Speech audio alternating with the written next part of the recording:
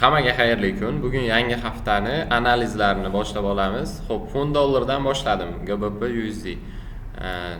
Daily'da ko'rinishi, daily'da bu bir necha bor mana shu FVG'dan tepaga atkat olgan, reaksiya olgan. 50% dan 2-3 to'rt marta reaksiya olgan. Hozirgi holati yana 50% dan reaksiyada turibdi. 1 soatlik zonaga o'taman. 1 soatlik time'dan zona qidirishim kerak. 1 soatlik time'da mana shu joyda inversion FVG hosil bo'lgan. Inversion FVG va 1 soatlikda SSL liquid shakllangan. SSL liquidini belgiladim. Aynan mana shu joy bizga bayga qiziqish zonasi bo'lib turibdi. Ya'ni GBP USD funt dollar parasida. Mana shu ko'rinishda.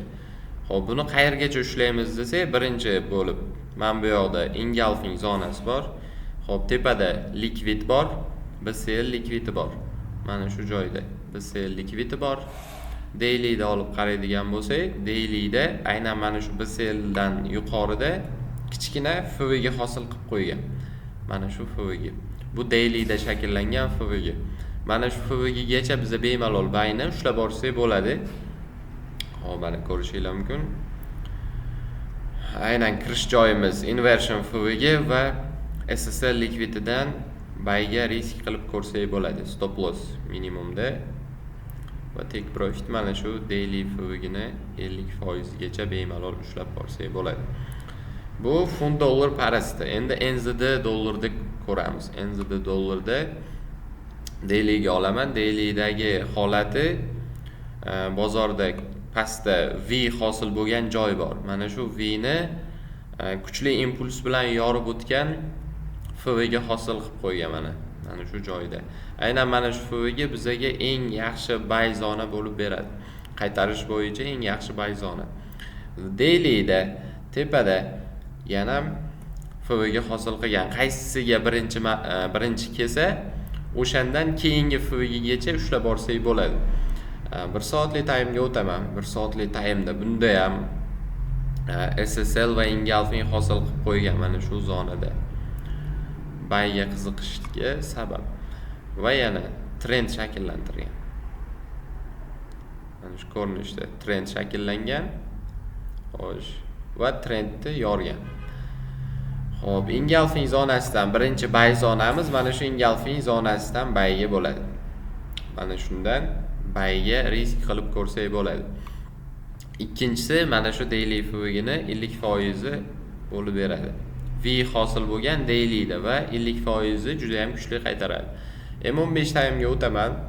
M15 time'ga trendni to'g'rilasak bo'ladi. Mana buni maksimumiga qo'yib trendni buni bu yog'iga qo'ysak ham bo'ladi. Engulfing ichida SSL liquidi bor.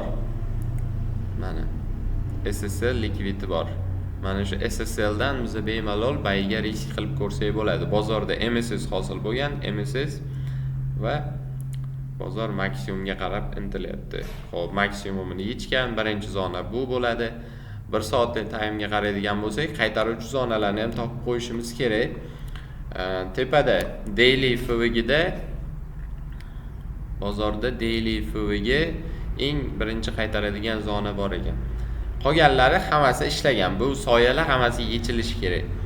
Bunda ham buy, NZD dollarda ham mana shu likvidni o'zidan kelganda bozorga bayga qo'shilsak bo'ladi. Bu birinchi zona. Ikkinchi zonamiz pastda. Ya'ni daily FVG'da turibdi. Keyingi parani ko'radigan bo'lsak, out dollar. Out dollar parasida bunda ham daily time'dan boshlayman. Daily time'da bunda ham FVG'da turibdi. Daily'da eng yaxshi ishlaydigan zonalardan biri bu FVG. FVG'ning 50%ni birinchi marta kelib ishlatmoqchi bo'lyapti. Pastida V shakllangan va V ni yorgandan keyin yana bir marta FVG hosil qilib qo'ygan. 1 soatlik time'ga o'taman. 1 soatlik time'da kuchli trend shakllantirib kelgan va bu trendni yorolmayapti. Mana shu holda trendni yorolmasligi ham bu bizga bitta sabab. Ko'pincha bu trendni yorgandan keyin bayga yurish ehtimoli kam. Chunki bunaqa kuchli trend kasaniyasi ko'paygan. 1, 2, 3, 4, 5, 6 marta kasaniya bo'lgan trendga. Xo'p, hozirgi qo'shiladigan zonamiz mana shu FV'ning 50% bo'lgan va mana bu maksimumdan tepada yopilsa, tana bilan tasdiq bilan bayiga qo'shilsak bo'ladi. Avval mana shu maksimumdan tepaga tana bilan yopilganda biz atkatidan qo'shilsak bo'ladi. MSS hosil qiladi va qo'shilsak bo'ladi. Hozirda hech qanaqa sabab yo'q. Kuchli range'da turibdi. Bu $dollar parasi. Trendda mana shu liniyani yorib tepaga qolib bersa, orqaga qaytishidan biz bayiga qo'shilsak bo'ladi. USD JPY parasini ko'ramiz. USD JPY da shuni teskarisi uptrend hosil qilib ketyapti va kasaniyalar juda ham ko'p. USD JPY parasida global maksimum, oxirgi maksimumni bozor yechgan va sell zonadan atkat olib ko'rishinglar mumkin. Bu tarixda qolgan FVG bor. Tarixdagi FVG. Hop, buni belgilab olaman. Mana shu va mana bu soyalarni belgilayman. Aynan mana shuni ichiga kirib reaksiya olib bo'lgan va trend yasab kirgan. Ishlash ehtimoli yuqori. Har bitta pastdagi har bitta FVGlarni bayiga ishlatib kelgan va o'zidan oldingi oxirgi maksimumni ham yechib turibdi. Bizga qo'shilishimiz kerak bo'lgan joy FVGlarni hammasini ishlatgan. 1 soatlik taymga o'taman. 1 soatlik taymda bizda selga qo'shilishga sabab bor ekan. O'zidan oldingi minimumni yechgan va FVG hosil qilib qo'ygan. MSS va FVG. Mana shu FVGdan biz selga qo'shilsak bo'ladi. Trend yasab boryapti zonagacha. Mana shu ko'rinishda tortsak, trendni yorib ham bo'lgan.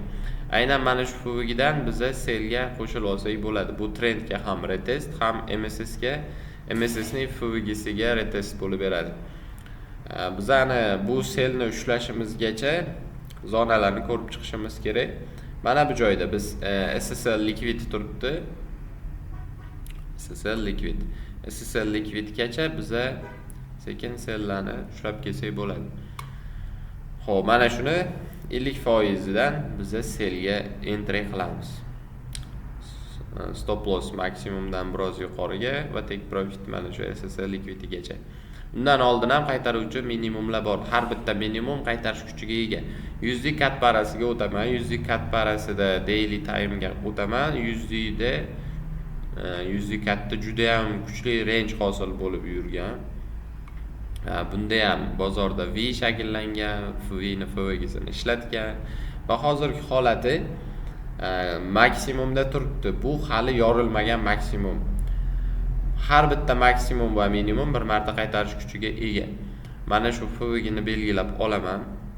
Aynan mana shu FVG dailyda shakllangan FVG 1 soatlik time'ga o'tsak, 1 soatlik time'da ichida engulfing shakllangan. Mana shu engulfingdan biza birozgina bayiga qo'shilib entry qilib ko'rsak bo'ladi. Kelganida bayiga entry qilsa bo'ladi. Hozirgi holati bozor maksimumlarni yechgan va hozirgi holatida maksimumni yecha olmay qotib qolgan. Mana bu joyda engulfing hosil bo'lgan, engulfingni ishlatib yuqoriga harakat qilgan. Bu USD cat parasida. Tushib kelishiga qarab sabablarni izlashni boshlaymiz. O'zidan oldingi minimumni yechsa bizga tasdiq bo'lib beradi. Mana bu o'zidan oldingi minimum. Buni yechsa bozor yana tasdiq bilan selga ishlab olsak bo'ladi. USD Chief parasini ko'ramiz. USD Chiefda daily time'da ko'ramiz. Daily time'da hozirda FVGda turibdi, maksimumda pastida yasalgan FVG. Aynan mana shu FVGdan bir marta selga ham reaksiya olib bo'lgan. V shakllangan va V ni pastida dailyda yana bir FVG. Bu yuqoridagida A shakllangan va biz sell liquidida turibdi. Bozor mana shu hozirda sell zonada turibdi. 1 soatlik time'dan tasdiq ko'ramiz. Bizga mana bu joyda FVG shakllantirgan. Daily FVGni 50% dan reaksiya olgandan keyin shu joyida FVG shakllantirib qo'ygan. Mana shu FVGdan biz selga ishlab olsak bo'ladi. Sell zonada turibdi. Stop loss shuni maksimumi. Hop, bu bir necha bor urinib ko'rsa bo'ladigan zona. pastida qaytaruvchi bo'lgan zonalardan engulfing bor. Mana shu zona take profit birinchi bir bo'ladi va ikkinchi zonamiz 50% gacha bemalol ushlab kelsak bo'ladi. Bunda sell zonada turibdi bu ham. Xo'p, shu bilan haftalik analizni tugatamiz. Hammaga omad.